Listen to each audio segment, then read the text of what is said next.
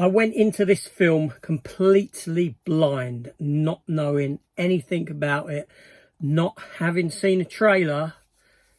So, did it do anything for me or not? Let's find out.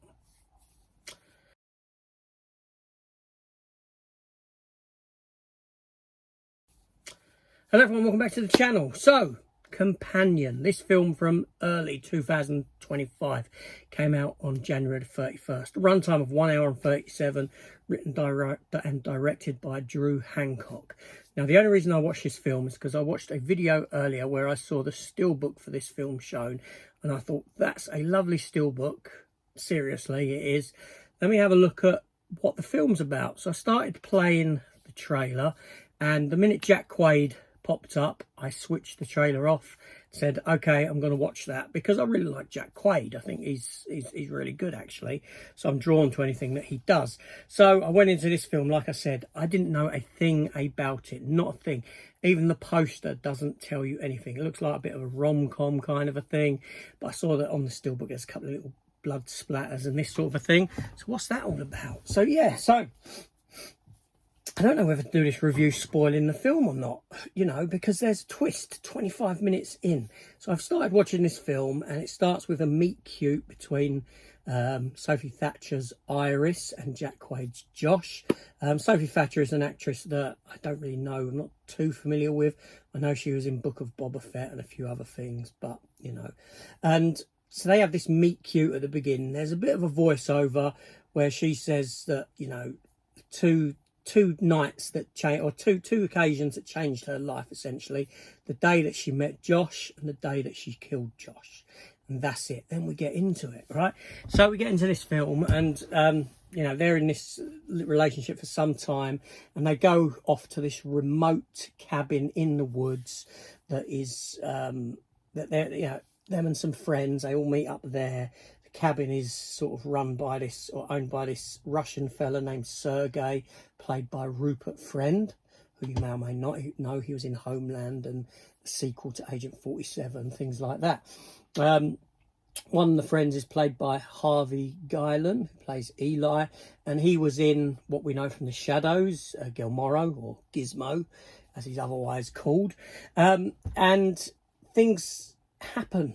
Things, you know, it's really difficult. I'm going to spoil it. So at about the 25-minute mark, you have this scene where essentially this character of Sergei is forcing himself upon Iris, right? She's gone down to the lake. Josh has stayed back because he ain't feeling too great. And this Sergei kind of makes her stay there and gets her to apply some suntan lotion to him. And then he starts sort of touching her. And then she appears back at the lake house covered in blood, soaked in blood. And they're questioning her. Josh is questioning her, what's happened? She's explaining that he tried to force himself on her, blah, blah, blah, all this stuff. And then Josh tells her to go to sleep. And her eyes go white, roll up and go white. She's an android. She's a robot. I had no idea. I don't know if the trailer spoils this or gives this away or what. I got no idea whatsoever. I went in completely blind. And then we get into this story of manipulation, this story of how Josh had hired this robot, and, you know, they're sort of like love robots, essentially, companion robots, but you can do stuff with them, you know, have sex and that sort of thing. F-bots, as they call them in this, are one of the names for them. And yeah, and it puts her to sleep, and then we get this. We come to find out that this has been planned by Josh and this character called Kat, made by Megan Sheary, who was the sort of girlfriend to Sergei, and these two are friends. And Sergei's got all this money. He's got about $12 million in this house, and it's all a planned robbery to get this money, to have him murdered, but have the robot kill him, to have the robot kill him and put the blame on her, so they get away with it and they can get away with the money. But things go awry, and she manages to escape. This is Iris, and they then go after her, and then it turns out that Eli's boyfriend, Patrick, because they're a gay couple, is actually one of these love bots as well, and they utilize him and they have to hunt her down and all. Yeah.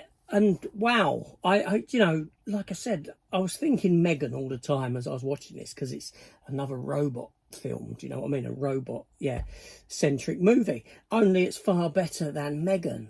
It hasn't got no special effects in it per se. I mean, a little bit here and there, nothing major in a sense. Ain't like that sort of a film. It's all very in camera. You know, they don't do too much with the girl to make her look robotic, a little bit with her hand at the end and stuff like that. But she ain't superhuman or anything like this. He can control her on his phone, you know. But I had a blast of this film. You know, at first, okay, up until that 25-minute sort of mark, I was thinking, all right, you know, we're spending time with these characters, getting to know them at this lake house, and you know, but then bam, the switch comes, and like I said, no idea, completely blind. And then it started getting exciting, and you know, good acting within. Sophie Thatcher was very good. Jack Quaid, fantastic. I do like Jack Quaid a lot. Rupert Friend, you know, I know Rupert Friend from a lot of other stuff. To see him playing this sort of Russian fella with a moustache and long hair was a bit sort of, you know, I kind of struggled with that little bit of casting there. But, you know, it's well filmed, it's well directed, made on a budget of about $10 million, and went on to earn a worldwide gross of 36 million. So a bit of profit therein. But yeah, seriously, I would never have watched this film. Sat here now saying this, I don't know what the future would have held, but I'd have never watched this film had I not seen McMahon's review of, or his pickup of the Steelbook. Me liking that Steelbook, so seeing what the film was about, seeing Jack Quaid was in it, promptly watching the film after switching off the trailer at the second you saw him. And yeah, this is a great film. It truly is. I really enjoyed myself with it. Obviously, I will be picking up that Steelbook for it from Germany or Italy, wherever it may be. But yeah, yeah, thoroughly enjoyable film. Far better than Megan 2.0.